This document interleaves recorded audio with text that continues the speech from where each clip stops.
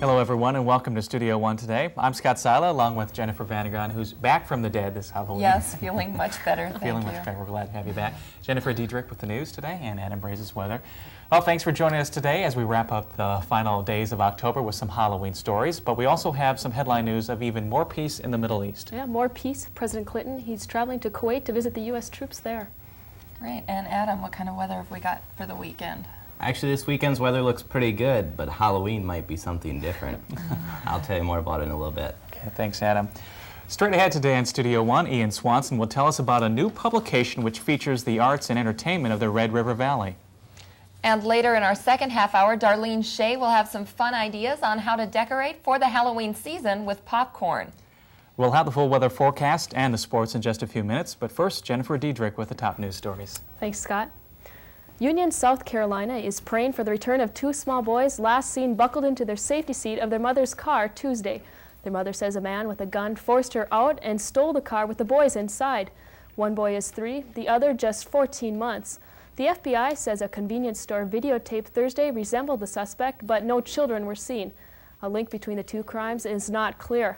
Their mother is pleading for the safe return of her 2 sons. Lawyers are attacking each other in the O.J. Simpson murder trial. The defense has brought out heavy ammunition accusing the prosecution of racial bias in the jury process. Prosecutors are firing back, calling Simpson's lawyers manipulators. The defense also says some of the evidence seized from Simpson's Bronco cannot be used. A tow truck driver stole receipts inside the vehicle, but claims he put them back. Simpson's lawyers say the chain of evidence was broken. You may never forget birthdays, anniversaries, and appointments again. New personal information managers, or PIMs, are taking the computer world by storm and organizing people's lives at the same time. The PIMs can do everything from balancing your checkbook to giving a reminder to place a weekly call to your mom. The PIMs also keep day planners and make a high-pitched beep if you have an upcoming appointment. The programs usually cost between $25 and $100. Each program is different and concentrates on a certain area of organization. What we see coming in the store are a lot of people that they want to take care of their home finances. They want to keep track of their bills that are coming up so they can kind of budget. You'll find small businesses doing the same thing. The system seemed to be catching on.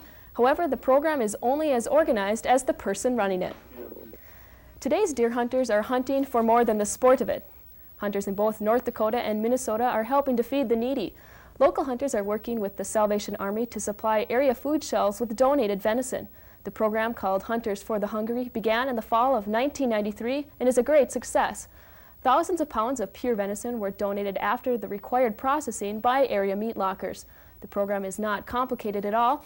After filling out a short donation form, the hunters are asked to donate as much as they can spare. Bismarck is the only city in North Dakota that has a city flag. Grand Forks could be next. Studio One reporter Lucy Sivka finds some people who have ideas of their own. Grand Forks is known for many things. Some of them include the riverboat, the university, the water tower, and the North Dakota Museum of Art. Residents of Grand Forks and surrounding area are busy thinking of things that represent Grand Forks. A contest for a city flag was announced last month, which has led to a lot of brainstorming. And if you could design a flag of Grand Forks, what would you think is important to put on it? Pretty much a flat field. This place is pretty flat up here. Trailers, beats. Basically, that's about it. There's a couple really nice parks in this town. I think that would be a nice thing to advertise that the city's got to offer.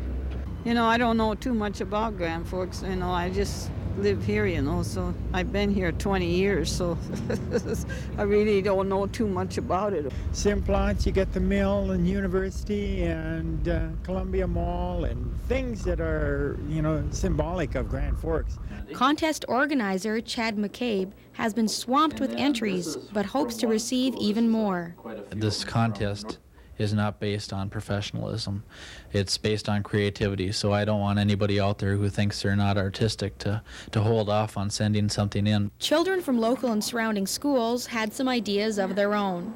As you can see, this person thinks it's all in the name. For Studio One News, I'm Lucy Sivka. When's the deadline for the flags? Well, you still have time. The deadline's not till Monday. You can just bring them down to City Hall. First place gets a U.S. saving bonds for $500. That's great. Bet Jennifer has some ideas for flag. No, I don't have any ideas, but maybe Adam has some ideas for our weekend weather. Adam? Well, thank you, Jennifer. And speaking about flags, they will really be flying this weekend as the winds kick up from the west at 20 to 30 miles per hour. Checking out those current conditions, we have a temperature of 54 degrees and the winds are currently calm. The barometric pressure is rising. Temperatures around the region at this hour are generally in the 50s with a few upper 40s. It's 46 in Winnipeg, 53 in Fargo, and 54 in Duluth. On the national radar scene, we don't see a whole lot happening throughout much of the country. There is a little area of precipitation off the Florida coast, but out to the west we see a more organized area of precipitation. Now this precipitation did cause 4.5 inches of rain for Portland, Oregon, but as it moves across the mountains, it'll lose most of its moisture but still hold with the winds. As we see on today's map, this low pressure system is organized right now out in the western United States, but it will be moving rapidly across the northern tier of the United States. As it does so, it'll lose most of its moisture, but still have enough power to give us some strong winds on Saturday. Throughout much of the country, though, sunny skies and pleasant conditions can be found. Today's high temperatures will generally be in the 60s and 50s across much of the region, 40s out to the west, with 70s and 80s to the south where it remains quite warm. Tonight's lows will be quite seasonable for this time of the year, with temperatures in the 40s throughout much of our region, 30s for the northern tier of states, and those will be pulling down later on in the weekend. Your forecast for today looks to be cloudy with a 40% chance of rain, temperatures in the mid-50s with westerly winds at 15 to 25 miles per hour. Tonight, it looks to be clear with a low in the 30s and winds from the west at 20 to 30 miles per hour and gusty. As we look at the extended outlook, look on Monday. There's a chance for snow. Yes, snow in the forecast again. So actually it looks like if you plan on doing any traveling the weekend, Saturday looks to be the best day if you're going to the game.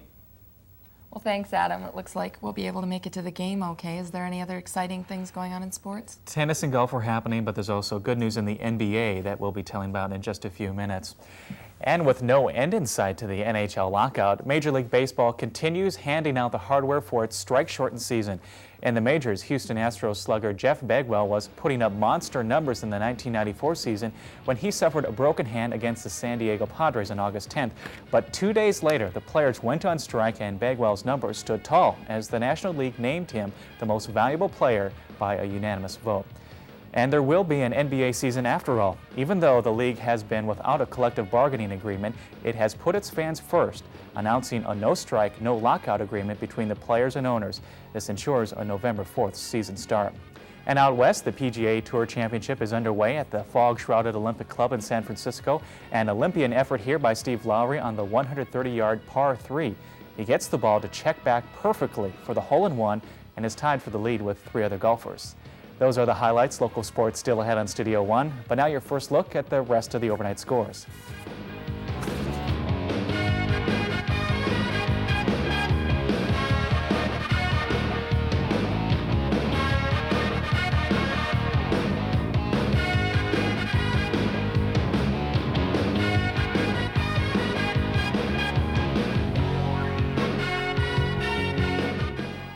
Three Grand Forks athletes will be competing in the World Special Olympics this summer. Mark Houck in track and field, Nicole Rivera in gymnastics, and Brian Smith with soccer. They will compete for Team USA in the 1995 Special Olympics. The World Summer Games will be held in New Haven, Connecticut in July of 1995.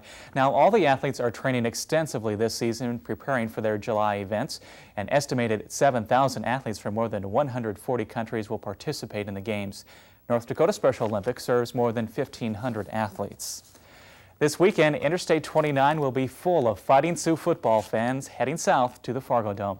The annual Sioux Bison Clash this Saturday night includes all the requirements to classify it as North Dakota's Super Bowl. The Sioux are hard at work this week preparing for the 99th edition of the Sioux Bison Clash, which in recent years has been very close until the very end. If history holds true over the last couple of years, it will certainly be a close game down to the end, as the last 3 or 4 have.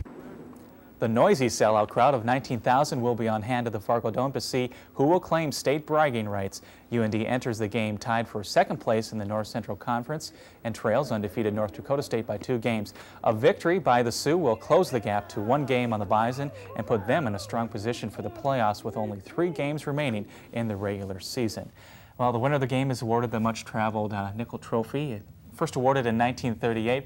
And as we know in recent years, it has mysteriously disappeared. Yeah, it actually even went to Mount Rushmore last year. Pictures to even prove it. So are you going to head down to the game, to the Dome for it? Actually, no, I'll be staying home and watching the game with the Bison fans. So. There will be lots of yelling and screaming, I'm sure. Interesting. Okay. Well, we still have much more for you today on Studio One. First, we'll talk with Ian Swanson, who's the editor of an alternative newspaper in the area called the High Plains Reader. But now, a look at some of the events happening around your area this week. Stay with us as Studio One continues.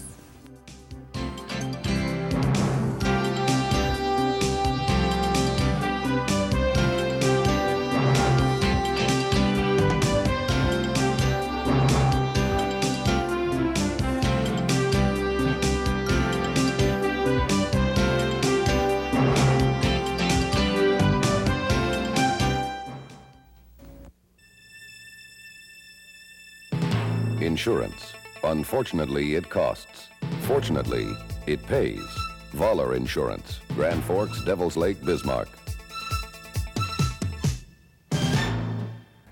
Check out Community National Bank.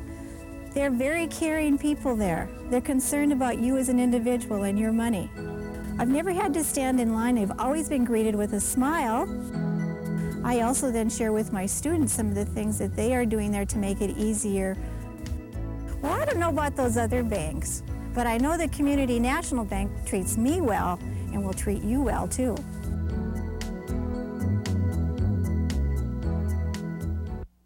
At Columbia, meet me at Columbia Mall. There's always something happening where laughter overflows. People meeting people, an exciting place to go. Something's there for everyone, and you can see it all. You're free to choose a million things, so meet me at the mall. Meet me at Columbia Mall.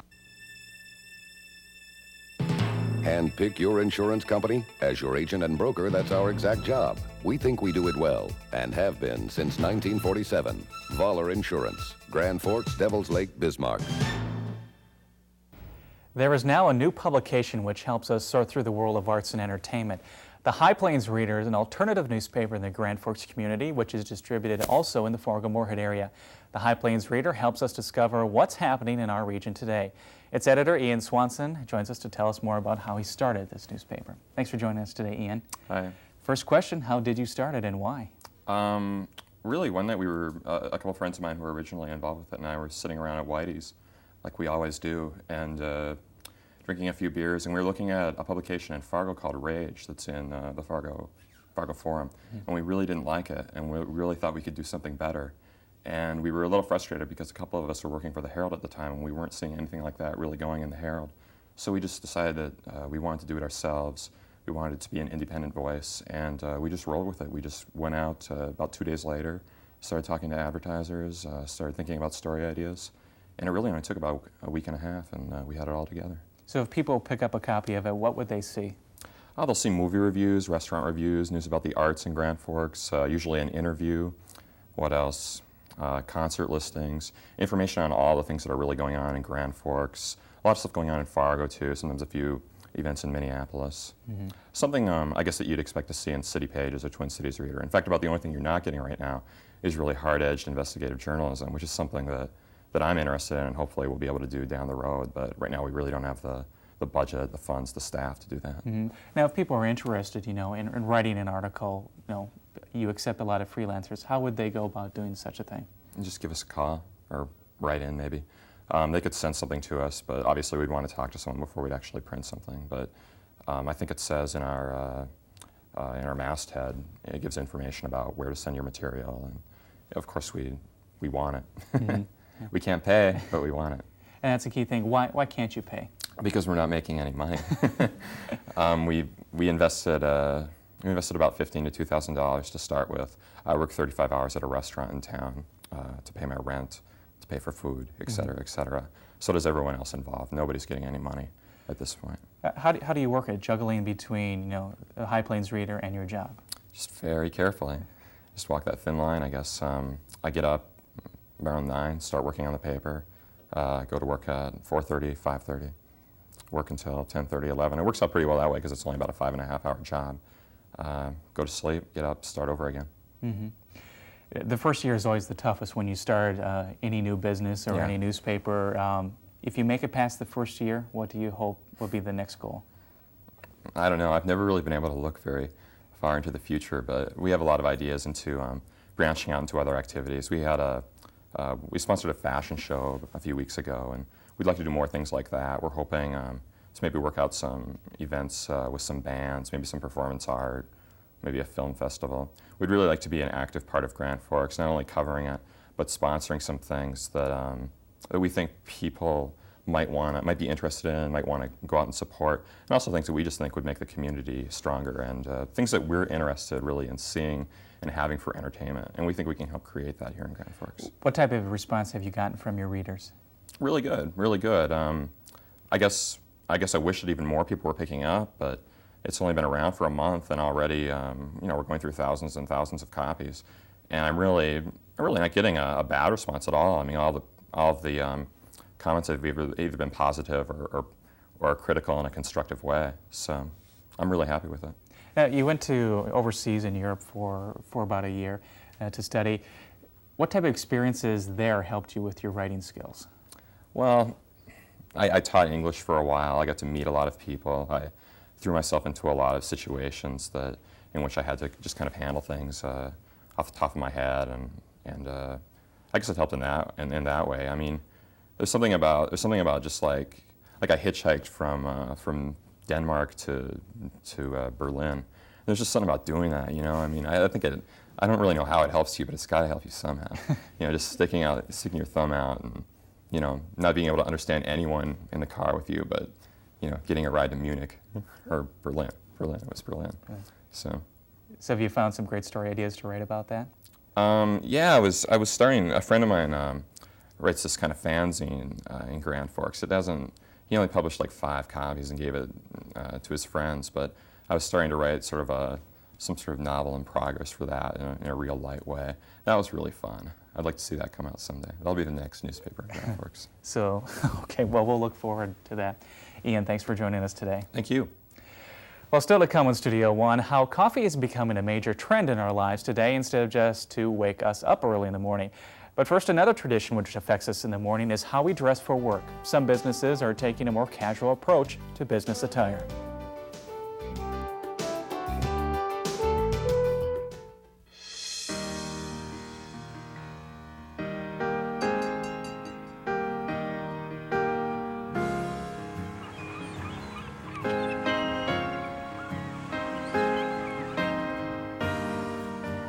Great food can come from anywhere,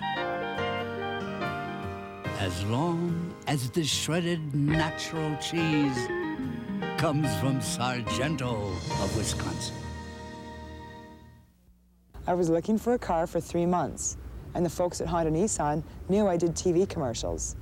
And so they asked me for suggestions, and all I could tell them was how great I was treated at Honda Nissan. And the next thing you know, here I am. When I went to Honda Nissan, I was treated with such respect. And I really couldn't believe the quality and selection that I found there. People always tell me that you get what you pay for. But at Honda Nissan, you really do get what you pay for. Newman Outdoor Advertising, a sight for more eyes. Outdoor advertising, it's bigger than life. It gives you flexibility. Use it as a constant reminder. Use it to advertise your message or product. Outdoor advertising, it's big, it's bold. Get your message across. Outdoor advertising, it works. For more information, call Bill Kasager in Fargo or Grand Forks. Casual business attire is slowly creeping its way into corporate America, whether it's once a month or every day. Business casual is changing the way some employees prepare for work. Studio One's Josh Morton explains. Businesses are being sold on the idea of formal business attire. The look of the 80s was power suits and power ties. But the trend for the 90s is business casual, and these days more and more companies are allowing their employees to dress casually. We found out that it is a phenomenon, that people are wearing and do want to wear, because it's a benefit to them, casual clothing. Frito-Lay is one corporation which is implementing a dressing down policy. Our employees basically wear whatever they feel comfortable in, within reason for a business environment. The fashion decision for the day is based on what you have on your schedule and who you're meeting with. Businesses are realizing the importance of keeping their employees happy, and this is one of the ways to do that. We enjoy it. It's a lot easier to come to work. It takes me less time to get dressed in the morning. I like it because I don't spend any money on dry cleaning. I do my own laundry, so. The reason that my particular company allows us to do it is because they feel that they want us to concentrate more on our performance than really on how we look. Everybody loves it because, like I said, you get to just be, comfortable. You can just be yourself, be free, be loose. It's great. Not only do company presidents see a more casually dressed worker, but at some companies, they also see a more productive worker. When people are comfortable and upbeat, their performance improves. And we've seen that happen time and time again. I think that our business results certainly can be connected back to the fact that our employees are comfortable and their performance improves, and so it helps us all out. This doesn't mean that formal business clothes are losing a place in corporate America. There are still appropriate times for dressing up.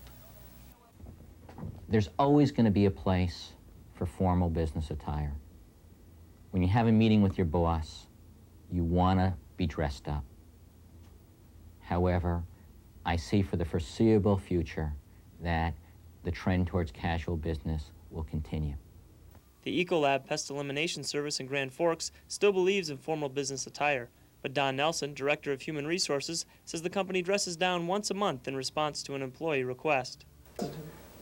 Several employees started the ball rolling, came up with the idea. I think several others had maybe seen it in another workplace, another work environment, brought the idea here, put it forward, and it seemed like a good thing to try. And from there, because of the positive results that we've seen, we'll keep it up. Although the company only dresses down once a month, Nelson sees a different attitude in the office. I don't know. I guess all in all, it's just a little more of a relaxed environment, eases things up. It seems to be a nice day to do it towards the end of the month when it is a busy time around here anyway. Vice President of Planning and Control, Mike Gustafson, agrees. They're in a better mood. Probably they can sleep in a little bit. They can get ready quicker in the morning, The attitudes are good. Plus, they've been heard. I think that's a big key point. They came up with this idea. It was a result of a survey we did where we asked them, tell us what we can do to make your jobs better, easier, faster, quicker, whatever. One of the ideas was this casual day. Business casual is a term we will be hearing more of in the future. Whether companies do it all the time or just once a month, employees enjoy the idea of being casual. With photographer Lucy Sivka, I'm Josh Morton for Studio One. There are many options to this casual way of business attire. Some businesses allow employees to dress casually if they donate $1 to a local charity. We'll be back with more on Studio One, including how that morning cup of coffee is now becoming socially trendy all day long and into the night.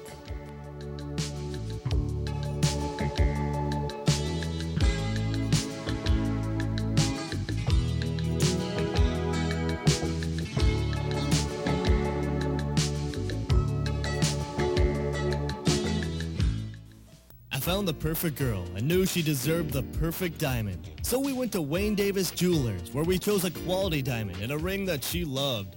They helped us decide from a wide range of diamonds that fit our price range perfectly. We were able to see how important the cutting is to the beauty of the diamonds. The friendly and helpful staff at Wayne Davis made our important decision a perfect experience. Wayne Davis Jewelers, a professional, locally owned store, Columbia Mall, Grand Forks.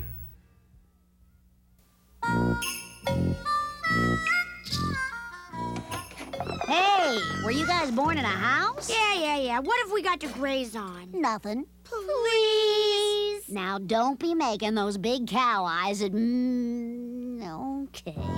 It is okay if you give them the good stuff. Mootown Snackers, cheese and sticks, or cheese and pretzels. The deliciously dippable snacks. Animals. From Mootown Snackers. Hi, Hi, welcome to Subway. Subway isn't like those fancy New York steakhouses. No stuffy maitre d' or jackets required. Great vest. Thanks. But we do have A1 steak sauce. It's on Subway's new A1 steak and cheese. Slices of steak topped with A1, plus all the fresh fixins. And at Subway, you don't get a big bill. You get change. Subway's new A1 steak and cheese. Appetites are required, jackets aren't. Make your own meal deal. Get a bag of chips and a medium drink for just $1 when you purchase a Sauber salad at Subway. One of the latest trends in socializing is meeting friends at bars. But it's not the kind of bars you might expect to hear about. Studio One's Dana Olson tells us more. People of all ages are hanging out in bars, coffee bars, that is. Many sitcoms are also grabbing on to this trend. Shows like Cheers spin-off Frasier. Here you go, guys. One cappuccino, one latte, and hey, these are on me. See, there's always one guy. And the new NBC sitcom Friends. This group of 20-somethings spend much of their time in New York's Central Perk. These coffee houses are not just located in large cities. Grand Forks currently has 6 shops and bars, with one more on the way. Once you've made your decision of where you'll get your cup of joe, the choices are really just beginning. The days of just ordering a simple cup of coffee are gone. Now the choices range from espresso to cappuccino to mocha to latte. If you just want a plain cup of java, you better know what type of bean you would like it brewed from. Kathleen Sondrill from the coffee company says there's a wide selection of coffee beans they roast for the customer. We're the only people in North Dakota that roast coffee beans. So I roast the coffee beans and then we sell them to other businesses in town. We sell wholesale. And so coffee beans is a lot of our business besides the coffee drinks. There's much more to these coffee bars than just coffee. Many sell other items such as gourmet seasonings and spices, flavorings for coffee and Italian sodas, and clothing like t-shirts, all keeping within the coffee theme. Many customers enjoy drinking their coffee visiting with friends or using it as a pick-me-up while studying. The coffee company also offers free use of board games for those who just want to have some fun. Frequent customers can also buy reusable environmental mugs to cut the waste from throwaway styrofoam cups. The coffee company even has an art show, which features different artists each month. Another local coffee shop, the Urban Stampede, offers its support to local artists as well. Employees and other local artists display and sell their work out of the shop. Manager Mary Thompson says it's also a hot spot for live entertainment every Tuesday and Thursday night. Different kinds of people, sort of low-key, kind of mostly easily listening kind of thing. It's acoustic, not big band, live rock and roll show. The Urban Stampede is also a gift shop selling jewelry, cookbooks, and other unusual knickknacks. Thompson says the downtown location is important to keeping the Urban Stampede unique. Personally, I like going to downtowns of towns when I travel. Malls are all the same to me. Doesn't walk into a Baker shoe store here or in Cleveland and they are the exact same layout. You kind of forget that you're even out of town. But a downtown of a town will really give you the flavor, I think, of what the town's like. I don't know. Whether you call it coffee, Java, or Joe, you can find it in any variation under the sun. Dana Olson, Studio One. For people who don't like the taste of plain coffee, both coffee houses offer more than 30 flavorings which can be added to the drinks. Now, I don't know about you, but Jennifer, I love the smell of coffee, but I can't stand the taste. Oh, I'm a cappuccino drinker, so I like to hang out at the coffee bars. An acquired taste. Mm-hmm. Well, coming up in our next half hour in Studio One, UND's Duane Walker will talk about the university's athletic department's commitment to gender equity. Plus, a look at what pet owners face when their pet dies. What are the alternatives to burial? That story plus much more straight ahead in our next half hour on Studio One.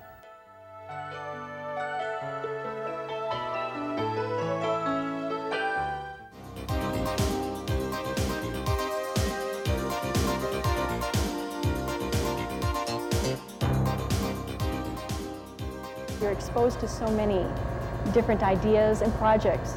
The engineering school here itself is set up so that the class size is reasonable and the professors are great.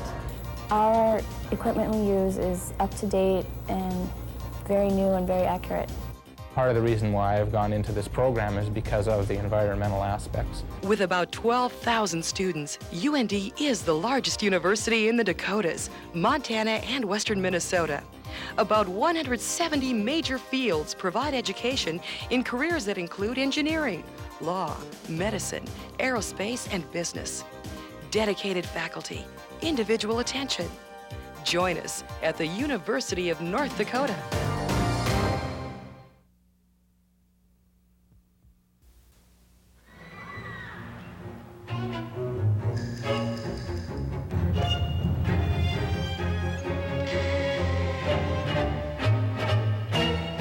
Your first time as a Junior Achievement Elementary School volunteer can be a little scary. Can you get kids that young to think about their futures? Call us about volunteering, and you'll see. We'll supply you with training for this new program, and the kids will supply plenty of motivation.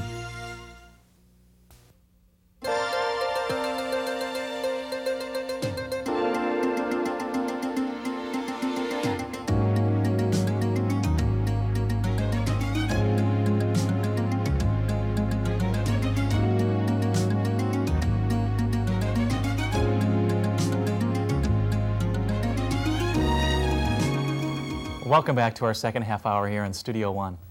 In the next 30 minutes, we'll get everyone in the Halloween spirit with some ways to decorate. But Adam, is Monday's weather going to be a trick or a treat for us? Well, it actually looks like it's going to be a pretty nasty trick for some of those trick-or-treaters. Mother Nature has some bad plans in store. It looks like she might even give us a little bit of snow. But hey, the weekend looks pretty good. If you're traveling down for the Sioux Bison game, it looks pretty good. So clear sailing down to the Fargo Dome. Yep, a little bit of wind, but other than that, not too much. Okay, thanks, Adam. Just ahead on this final half hour of Studio One, Darlene Shea will give us a demonstration on exciting ways to decorate for Halloween without using pumpkins. Also in this half hour, we'll talk with Duane Walker about UND's new commitment to the equality of women's sports. But before we talk with our guests, let's get to the news update from Jennifer Dietrich. Thanks, Scott. New York police says a man arrested for soliciting a prostitute was packing an arsenal of explosives in his car. Antonia Omida was arrested Thursday after he allegedly agreed to pay an undercover policewoman posing as a prostitute for sex. When authorities seized his car, police found 18 pipe bombs, a flamethrower, machetes, and other weapons. Officials say they don't know what Omida intended to do with the weapons.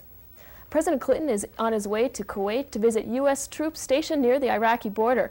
Before leaving Jerusalem Friday morning, he visited Israel's Holocaust Memorial, laying a wreath and rekindling an eternal flame.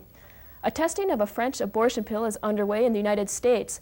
Organizers announced the first clinical trials of RU-486 Thursday. They say tests are being carried out in more than a dozen clinics around the country and will involve around 2,100 volunteers. An anti-abortion spokesperson objects to the trial, saying RU-486 kills unborn children and exposes women to unknown side effects. UND police will fight crime on 2 wheels now as well as 4. 2 bicycles have been donated to the University Police for patrol on campus sidewalks. The program will cost about $5,000 to equip 5 officers with clothing and gear. Department officials say bike patrols will put UND police in better touch with the public. The primary objective of the bike patrol is to interact with the public a little more, let them see that we're out there, that we're there to help them and talk with them, and community awareness, things like that. The mountain bikes were donated by the Ski and Bike Shop and Magic 96 radio station in Grand Forks. The bikes will also have additional features like headlights. Officers will participate in a training seminar before hitting the walkways next spring. A watch company is testing a new pager that will always be on hand. Seiko Company is developing a wristwatch with paging capabilities. The watch has a receptor that can be accessed through a telephone number and special code. Different codes signal various pre-recorded messages up to 16 characters in length. The watch also has information such as weather reports, Dow Jones closings, sports scores, and the winning lottery numbers. The cost of owning a pager is about $13 a month. Retirement can be tough for senior citizens who are used to busy lifestyles. Many older people are returning to work for pay and peace of mind. Reporter Cody Shimmick takes a look at a growing workforce. Afternoon, welcome. You something to return or exchange? 73-year-old Walter Rohde is hard at work. So I had to find a job where I could work part-time. Good afternoon, welcome. We still work while we talk on this job. A retired farmer, Rhodey is part of the growing workforce made up of people over 64. We try to hire older workers if we can. We find that they're more stable. There's less turnover with our older workers. Walter is the most talkative person we have. He's been here since day one. If you work for someone, give them a full day's work plus a little bit, and you'll get along better. Most jobs open to seniors returning to work are low-paying service sector jobs with little pressure. I was retirement age, but I couldn't stand just sitting around. That's for old people. And I decided I was too young to do that. And your change is 3 cents. Thank you very much. You have a nice day. Bye. Most of the folks don't want to work full-time. They're just interested in getting out, being around people a few days a week. The senior workforce is growing, but the average age Americans decide to retire has fallen in the past few decades. Good afternoon. Welcome. You survived. Employers need only look at Walter Rhodey's enthusiasm for reasons to hire workers who stay young at heart. He's friendly, helpful, always has a smile and a kind word for everybody. Glad you stopped in, and come again. This is Cody Shimmick for Studio One. About 10% of people over 64 decide to go back to work. Books help to expand one's mind. Dr. Elliott's Twice Sold Tales is helping to do just that. The store in downtown Grand Forks attracts people young and old. The store's books range from classic paintings by Norman Rockwell to 20th century literature such as Jack Kerouac's On the Road. One may be surprised with what the Grand Forks community is reading. Science fiction, mysteries are our best sellers, and surprisingly classical literature, the great writers. Gard is a former history and language professor at the University of North Dakota. Dr. Elliott's books provide culture, atmosphere, and a channel to feed the hungry mind. Where do they get their books from? Well, a lot of people donate their old books, but the big sellers, they're ordered through a catalog. But there's a lot to choose from. It's been a big store. Okay, great. Thanks, Jennifer. The loss of a pet can be devastating to an owner, and pets are often loved as closely as family members, and their deaths can bring just as much sorrow.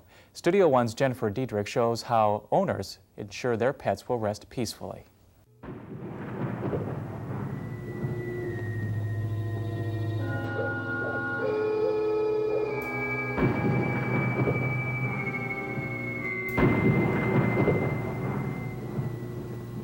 At Pet Haven Cemetery, the air is as cold as the tombstones that mark the graves of the dead. By dawn, the cemetery transforms. That's when Ellen Aoyang visits. She comes to pay respect to a pet who is dear to her. Whitey was a cuddly fellow who enjoyed car rides and sleeping next to Aoyang. He bonded with me very rapidly and very sincerely. Didn't want me to be out of his sight, and it was a genuinely glorious little personality. When Whitey died, Aoyang had to make a decision. A city ordinance kept her from burying Whitey within city limits. One option was cremation at the Kindness Animal Center. Here, small dogs are cremated for about $20. Owners with sick pets call the clinic to have their pet euthanized and the body cremated. For an additional cost, the owners can take the ashes home with them. Some people spend the money for granite urns, others like to bring their own containers. If owners choose not to save the ashes, they are disposed in the dumpster. After much thought, Aoyang decided on the option of burial at Pet Haven Cemetery, so she contacted Don Hartshee. He owns the pet cemetery and is also the caretaker of the regular cemetery nearby. The pets, you know, that I do get, I have always been well loved and well taken care of, and it makes the people feel better, that they know where they are and that they're not being made fertilizer out of someplace or something. Because Whitey died in November, he was stored in a freezing unit until the following spring. We waited until the weather got better, early this summer. And we chose to bury him June 3rd because that was the day we'd brought him home from animal research. Even after Whitey's death, Aoyang remembers. She made a table in her bedroom with Whitey's picture on it. She also chose the special spot in the cemetery near an apple tree for his marker. The Hartshees had him in his little coffin, just as I'd wanted it done. I had lots of sheets and blankets and pillows and his toys and some treats. They're just a plain wooden box. Archie makes caskets for all sizes of pets, even small ones for ferrets and gerbils. He charges $150 to bury a St. Bernard and less for smaller dogs. The fee covers the cost of a marker, plot, and casket. Most of them want to be here when I bury it.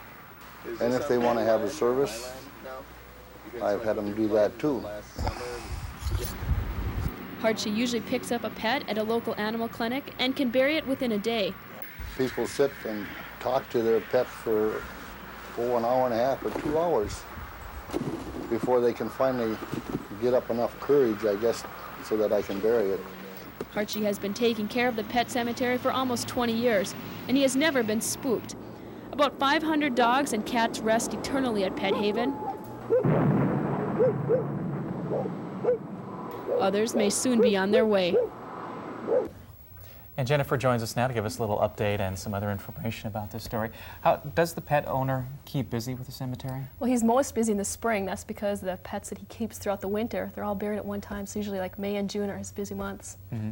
What about comments from people, being that the pet cemetery is right alongside the regular human cemetery? Well, he's had a couple negative comments, but he doesn't see anything unusual about it. Actually, he has a couple relatives that are buried in the regular cemetery nearby. Mm-hmm. Great. Nice story. Great photography. Great, thanks. Up next on Studio One, Jennifer Vandergon will talk with Duane Walker and gender equity at UND.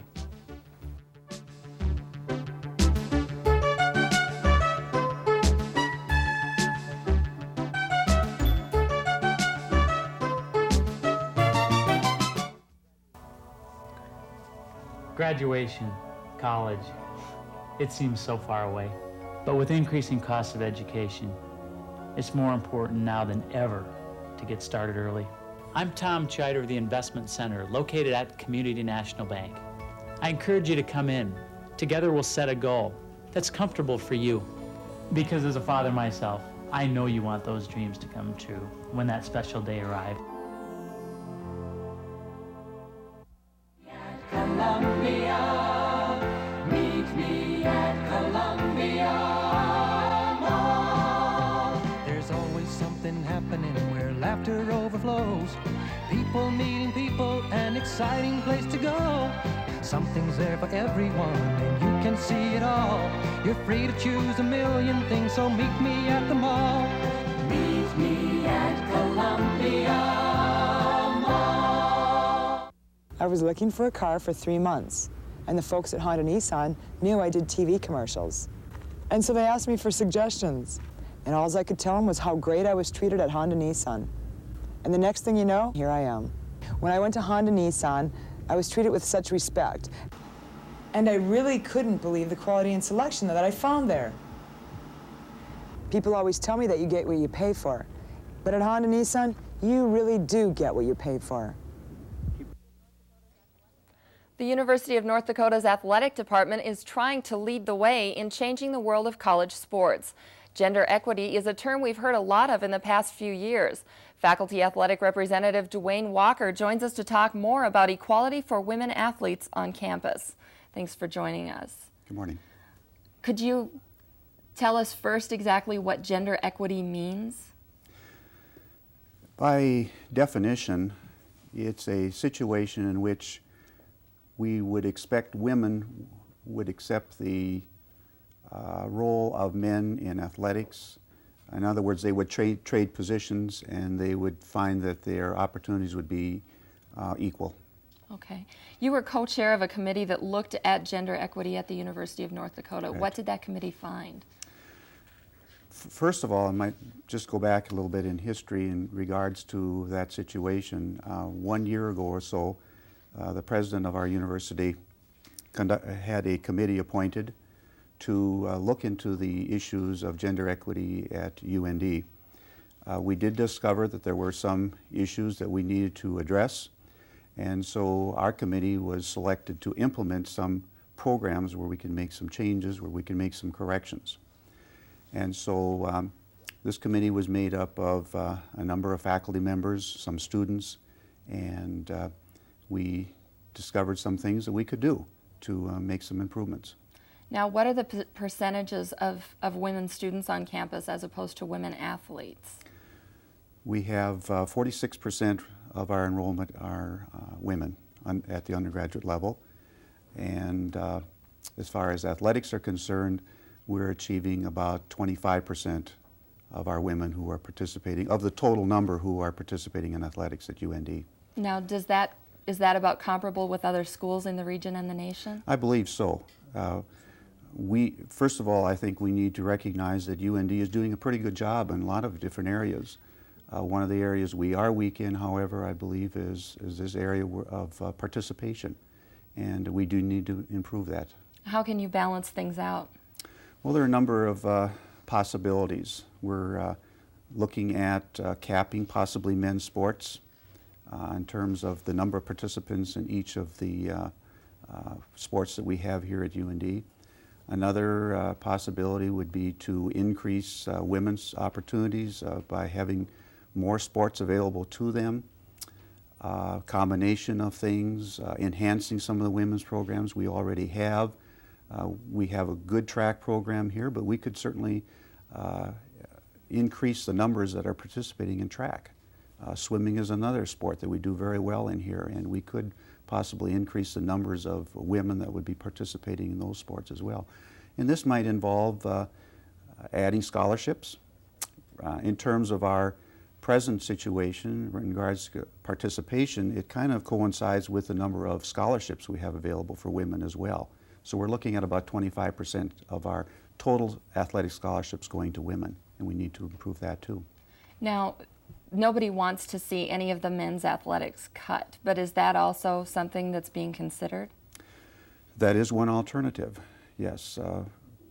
Our recommendation to the president was, with further consideration, is to drop wrestling. That is not a done deal by any means, but that was one of our recommendations. We are going to look at other things first, though. One of the things we visited just yesterday about was increasing our giving in terms of alumni to the university. Possibly we can conduct some type of program to increase money from our alumni, letter winners in particular. And so I think that's something we want to look at very, very strongly. Now, how have the coaches and the people in the athletic department responded to the changes and the things that are going on? We have had several meetings with the coaches, and they understand the situation. They are certainly disappointed that we're thinking about cutting sports, capping sports. I know some of the men coaches are hopefully looking at something we can do rather than that. But they do appreciate the situation, and we are getting their input, and we're getting them involved, and they've come up with some very good suggestions. Now, over the last couple of years, the budget at the university has dropped considerably. Has that had anything to do with what's going on as far as your plans in changing things in the sports program? That is an issue, and what the future is in that, we don't know. We need to increase our attendance at games. Our hockey attendance has been down the last few years. If we can build that up again, that will really help a lot. Okay. Well, thanks very much for joining us, Duane. Good morning. Up next on Studio One, Darlene Shea will share with us some exciting ways of decorating for Halloween.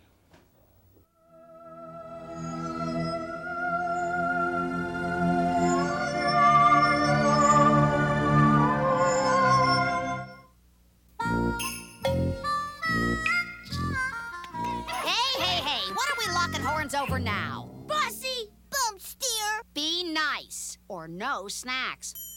I love your nose ring. Is it new? Be nice and give them the good stuff. Motown Snackers, cheese and sticks, or cheese and pretzels. The deliciously dippable snacks. Cool colic. From Motown Snackers. I found the perfect girl and knew she deserved the perfect diamond. So we went to Wayne Davis Jewelers, where we chose a quality diamond and a ring that she loved. They helped us decide from a wide range of diamonds that fit our price range perfectly. We were able to see how important the cutting is to the beauty of the diamonds. The friendly and helpful staff at Wayne Davis made our important decision a perfect experience. Wayne Davis Jewelers, a professional, locally owned store, Columbia Mall, Grand Forks. Newman Outdoor Advertising, a sight for more eyes. Outdoor advertising, it's bigger than life. It gives you flexibility. Use it as a constant reminder.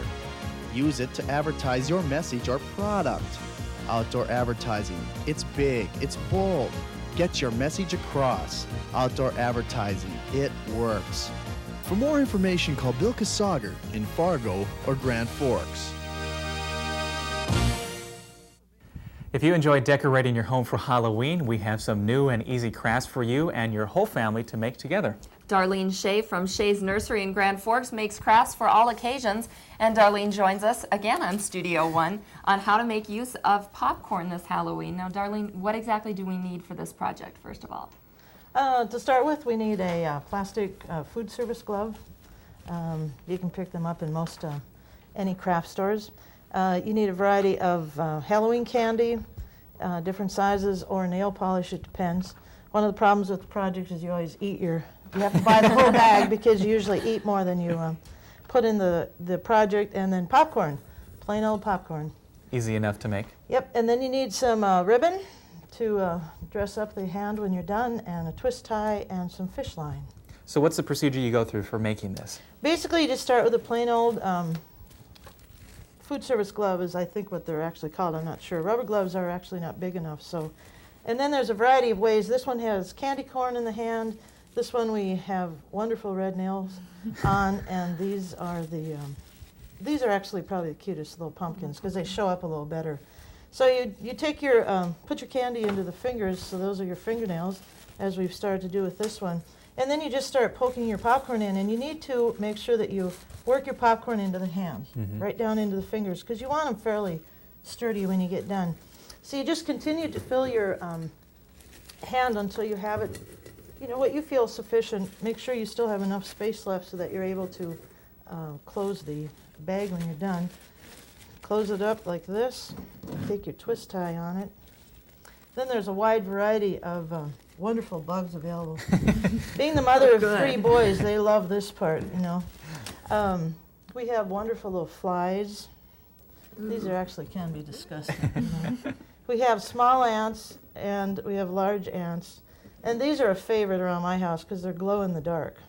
Ooh. So even after we shut off the lights, we're still decorating. So these are perfect for trick-or-treaters who come by to put this in their bags and baskets? Yes, it's a nice little project. There's always a few special kids that come to your home to trick-or-treat. And you can't just hand them a sucker. You have to give them something special. Usually give them hand. You have your handy-dandy glue gun, and technically you just put your glue on the glove. Now I use hot glue, and you have to move fairly quickly because this is plastic and it melts. Oh. So just put a little daub on, or else you have a hole in your glove right away. And then you just take and make any design you want. You have your ants are going down the hand here, and then also there's some larger bugs that can be used. Those are even more disgusting. Keep you happy. And then you take a piece of fish line and just hang them up around your house, and it's kind of neat because it appears they're just hanging out of nowhere because you can't necessarily see the line. Gives it that scary feeling. Yes. Now, where can you get things like these neat little bugs and stuff? Can you just buy those at a craft store? Most of the craft shops in town have gotten very good about carrying all these items. Okay. We have to move along to the next one, the ghosts. We have them all in front of our table here. Yes. And they're fun and easy to do. These are easy also. These are take a 24-inch square of material and take and find the center of the material. I run my line, my hanging line through first because that way it's you don't have your knot on the outside. So we just run our line through, take a styrofoam ball. I use a 4-inch styrofoam ball. All we do is just take and close it up like this. Take a piece of ribbon. This is really, you need a PhD for this one, don't you think? Well, then I can do it. Yes, I think you can handle this. I don't know if I'd even be coordinated to pull this Tie on. a little bit of a bow here, and voila, we have a ghost. Now also, you take these fun little eyes that move, and you just glue them onto the head, as we've seen along the front here. And so you can just pick up different patterns of cloth and use them and just vary it. And crafts have become so big that there's just wonderful selections out there to pick from. So now we have a ghost. Fairly easy project. And then our next craft? What I did is I made some wreaths. when you buy your material, it's hard to buy a 24-inch square, so you always have a few pieces left over. So I thought we have to do something with these pieces. They can't just lay there. So I took and cut them into 8-inch strips like this. And you can buy a wire ring at most of the craft stores. This is a 7-inch wire ring. Now the only trick to this one is you have to always take start on the inside with your loop, and you just bring it through and tie it. And so the reason you want to always come from the inside is that when you're done, then all of your tied parts are all consistent on the outside of it. And you just continue that all the way around. I believe I use 3/8 of a yard is about what I have left. But I have made them where, like if I have a small amount of each of these colors of material left, I'll just make a real Harry-Carry type thing in it and put a nice bow on it. And there's just wonderful amounts of great ribbons out these days that you can use for the bows, so you don't have to really use just plain black anymore or orange. Okay. Well, before we go, we have to let people know that the sweatshirt you are wearing today, you also made yourself. I did make this. My son got married a year ago on the 30th, and I suicidally offered to make a brunch the next day after the wedding, so I thought I better dress up because obviously after a wedding you look like a witch already. You might as well have a sweatshirt to go with it. Is that correct? Well, Darlene, thanks again for joining us. We appreciate this. We have some great ideas. Yes, thank you. And you're watching Studio One. We'll be right back after this.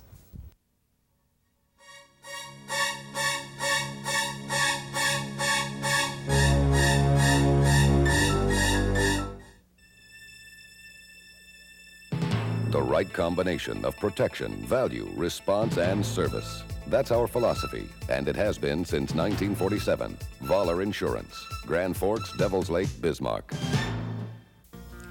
Hunger in America is real.